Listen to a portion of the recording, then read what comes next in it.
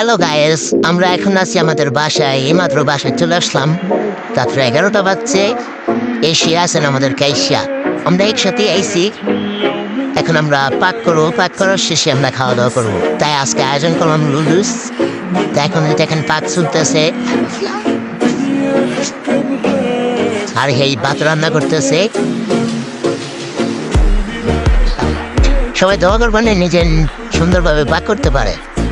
আর এই আমি মানে রান্না বাড়ার হচ্ছে পেস্ট কাটতে পারি স্মার্ট, তাই পেস্ট কেটে শেষ করলাম। এখন আবার মরিচ কাটতে বলছে, দেখি মরিচ কাটতে পারে কিনা। আমাদের এখন লুডুস পাক করা শেষ। এ হচ্ছে আমাদের লুডুস।